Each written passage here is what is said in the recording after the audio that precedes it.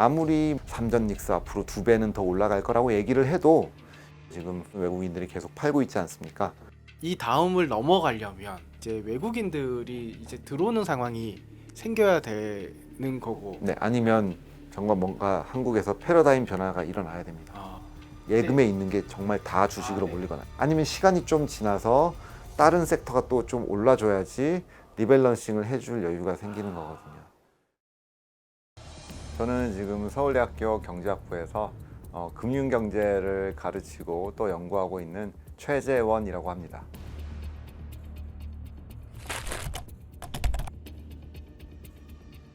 제일 중요한 건 미국이 어떻게 되느냐. 미국에서 가장 큰 성장 동력은 AI고요. 또 스페이스X가 지금 끌어들인 돈으로 다시 또 설비 투자를 하니까 반도체 AI 회사들의 또 돈이 돌아간다. 그런 얘기도 있고요.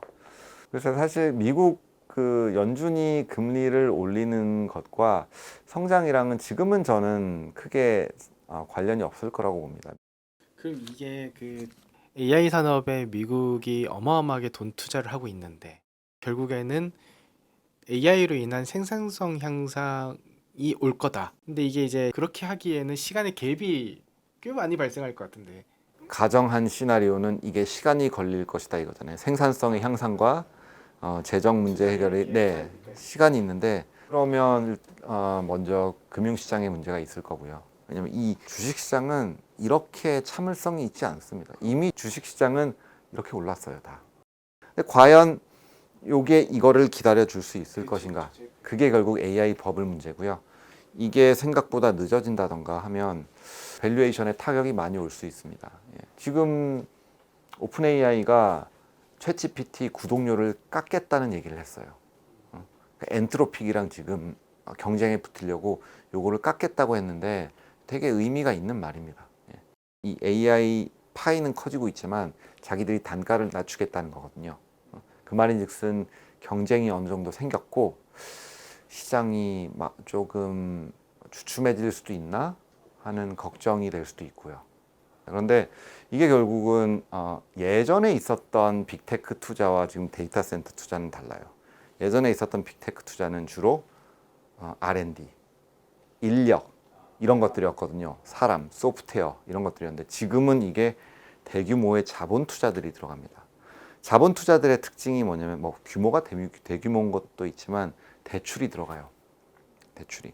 그래서 하이퍼 스케일러라고 부르는 요 그 데이터 센터 만드는 회사들이 대출을 정말 많이 했습니다.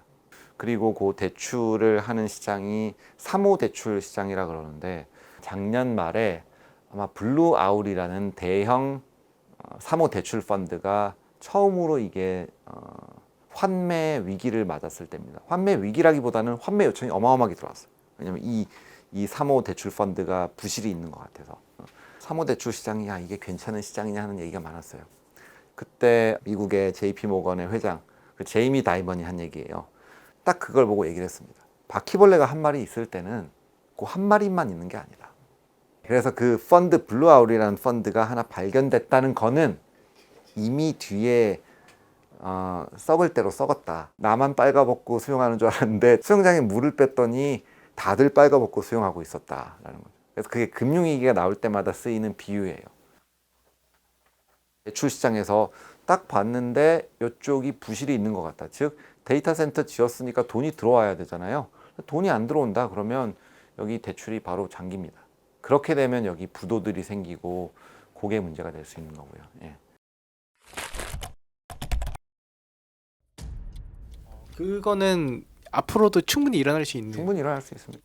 그래서 작년까지는 요 3호 대출 시장으로 대출을 받아서 이걸 지었는데 지금 이거 주식 발행으로 하고 있습니다. 왜냐하면 주식 시장이 워낙에 좋으니까요. 대표적인 예가 다시 스페이스X, 그다음에 얼마 전에 구글도 주식 발행해서 유상증자한다고 했고요. 지금 주식 시장으로 지금 펀딩을 하고 있죠. 예. 근데 주식 시장으로 이렇게 하면 주주들이 안 좋은 거 아닙니까? 단순하게 보면 맞습니다. 이게 희석이 일어나니까 안 좋은 건데 그래서 한국에서 중복 상장하지 마라. 유상증자한다 그러면 뭐 행동주의 펀드들이 이렇게 반대하는 것이잖아요. 그런데 회사 입장에서 어떤 경영진이 이렇게 프로포즈를 하는 거죠. 우리가 앞으로 엄청 좋은 투자 기회가 있고 앞으로 성장할 수 있는 기회가 있는데 주식을 발행하겠습니다. 지분 희석을 당하지만 앞으로 회사는 더 커질 수 있을 겁니다. 거기에 대한 걸 서로 주고받는 것이죠. 제가 이걸 예로 드는데 이런 거예요. 옛날에 두쫑쿠 열풍이 불었을 때요. 두쫑쿠를 처음에는 조그만 카페에서 하셨을 거예요, 아마. 근데 이 카페에서 찍어낼 수 있는 두쫑쿠가 한계가 있잖아요. 그러면 돈을 외부에서 투자를 받아서, 이게 유상증자입니다. 유상증자를 해서 돈을 받아서 이 설비를 늘려서 전국에 배송을 하는 게 낫습니까? 아니면 나는 절대로 우리 카페 지분 희석 안 할 거야. 그냥 우리 조그만한 카페에서 배송할래 하는 게 낫습니까? 결국은 그 선택의 문제거든요. 지금 AI가 워낙 세기의 판을 흔드는 산업이라면 하긴 해야 되는. 하기는 해야죠. 예.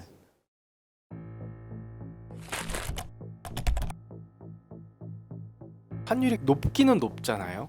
왜 이렇게 높아지는? 지금 환율이 저도 놀랐어요. 1,500원까지 갈 줄은 저도 몰랐습니다. 그러니까 환율에 의해서 경제의 승자와 패자가 갈려지는 것이고요. 수출하시는 분들은 지금 너무 좋을 거고요. 내수하시는 분들은 어려울 것이고, 그리고 외채 대출이 있는 금융권 같은 경우에도 어려울 것인데요. 근데 이거는 어떻게 보면 달러 수요가 많은 거고, 그 달러를 통해서 해외에 좋은 자산에 투자를 하고 있다는 것이거든요. 어떻게 보면 다 한국의 자산이 늘어나는 것, 국부가 늘어나는 것이에요. 그 달러 자산을 국내 금융기관들이 들고 있고 국내 개인들, 국내 기업들이 들고 있다면 다 전체 국부라고 볼 수 있는 것입니다. 그래서 저는 고환율이 크게 현재는 문제가 없다고 봅니다. 물론 안 좋은 점들이 있어요. 금융위기가 나오면 이거는 큰일이 납니다. 외화 대출이 있는 금융기관들은 단기 유동성 위기에 빠질 수가 있거든요. IMF를 보통 이제 외환 위기라고 하는데 사실은 이게 단기 외채 위기예요. 단기로 되어 있는 외화 채권, 대출, 외채가 있을 때 이게 갑자기 환율이 올라가니까 갚지 못해서 금융기관들이 망하는 경우거든요. 그래서 환율 자체에 지금 이게 물가가 올라간다 이런 거에 너무 집착하기보다는 오히려 금융기관에 문제들이 있는지 없는지를 봐야 돼요. 그런 징후는 아직은 없는 것 같아요. 그런데 제가 또 걱정하는 거 있습니다. 외국인들이 국내 시장에 아직 들어오고 있지 않고요. 국내 주식은 외국인들이 계속 팔고 있지 않습니까?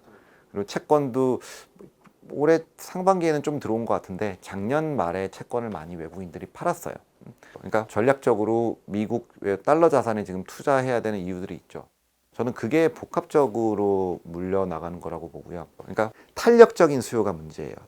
서학개미니 아니면 국민연금 이런 수요는 보통 얘기하는 비탄력적인 수요입니다. 이들의 달러 수요는 환율이랑 별 상관이 없어요. 즉 서학개미들이 엔비디아에 투자하고 팔란티어에 투자할 때는 환율이 낮아서 들어가고 이러진 않거든요. 그냥 그 기업에 들어가는 겁니다.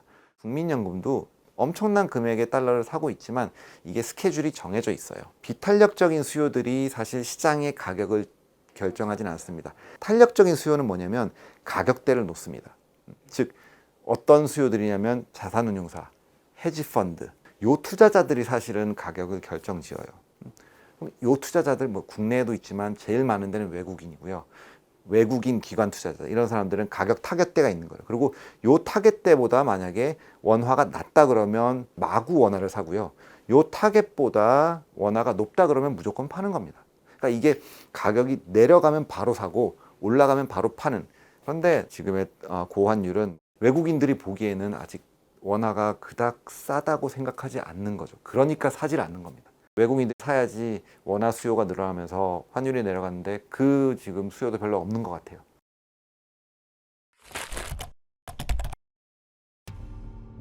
지금 7,000대, 8,000대 코스피 이거를 만들어내는 거는 내국인 자본으로 만들어냈다라고 거의 보여지는데. 네, 지금은 그렇습니다. 네. 삼전 닉스가 너무 많이 올랐습니다.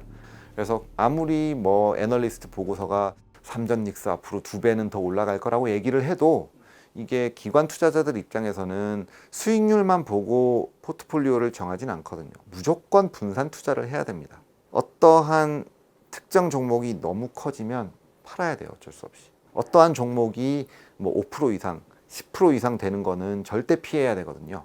그러니까 한국 시장이 지금 많이 올랐으니까 어쩔 수 없이 팔게 되고, 그러면 아무래도 원화를 또 팔게 되니까 환율에 부담이 가는 것이죠. 저는 그런 것들이 복합적으로 지금 작용하고 있다고 봅니다. 이 다음을 넘어가려면 이제 외국인들이 이제 들어오는 상황이 생겨야 되는 거고. 네, 아니면 정말 뭔가 한국에서 패러다임 변화가 일어나야 됩니다. 그러면 외국인 자본들이 또 더 들어오는 그 상황에서는 그러면 그때는 환율이 내려갈 수가 있죠. 외국인 자본이 더 들어오면 환율은 내려갈 겁니다. 네. 근데 지금 그게 쉽지가 않아요. 뭔가가 하나 트리거가 더 있어야 됩니다. 그러니까 올해 초에 뭐 에이전틱 AI, 오픈 클로 이런 거 나오면서 갑자기 또 AI 광풍이 한번 확 불었거든요. 외국인들 포트폴리오 전체로 보면 AI 포션을 늘려야 되고, 그러니까 메모리 반도체가 저평가됐네. 올린 상황이에요. 근데 메모리 반도체라 그러면 또 보셔야 되는 게 지금 우리는 삼전 닉스만 보지만 마이크론을 봐야 됩니다. 지금 마이크론이랑 하이닉스랑 주가가 상당히 비슷하게 움직여요. 즉 외국인들은 마이크로 살 때 하이닉스도 사고 하는 겁니다 지금. 네. 그래서 외국인들이 다시 여기에 들어와야 되는데 외국인들도 마이크론이 지금 실적이 좋은데도 밸류에이션이 부담된다고 얘기해서 잘 못 들어가거든요. 그들한테 있어서 AI, 메모리 반도체에 대한 뭔가가 하나 뭐가 있어야 되는 거예요. 아니면 시간이 좀 지나서 다른 섹터가 또 좀 올라줘야지 리밸런싱을 해줄 여유가 생기는 거거든요. 그래서 환율은 예측하기도 어렵고 이거를 잡기도 어렵습니다. IMF 위기가 왔던 것도 환율을 잡겠다는 이유 때문에 왔었거든요. 그래서 당분간은 시장에 맡기자.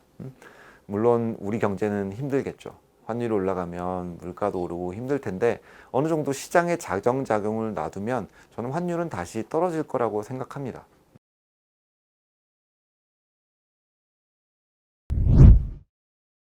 한국은 지금 어쩔 수 없이 AI발 반도체 열풍입니다. 작년에 대만이 GDP가 거의 10% 가까이 성장을 했어요. 정말 어마어마한 숫자예요. 한국도 저는 이게 올 거라고 봐요. 물론 뭐 10%까지는 안 가겠지만 한국은 대만보다 덩치도 있고 좀 더 산업이 복잡하니까요. 그런데 한국도 GDP는 전 좋아질 거라고 봐요. 그런데 지금 이 메모리 반도체 수요가 계속 갈 것인지, 그러니까 메모리가 우리 사이클이 있다는 얘기를 하잖아요.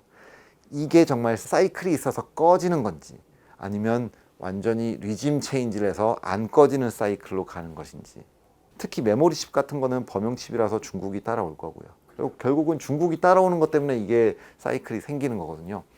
그래서 이 사이클이 얼마나 오래 가느냐 아니면 완전히 새로운 패러다임이 오는 것이냐, 그러면 또 한국 경제가 확 달라질 수 있죠. 그러한 리스크들이 큰 문제가 없다 그러면 26년도 좋을 것 같습니다. 예. 오늘 교양이를 부탁해는 여기까지입니다.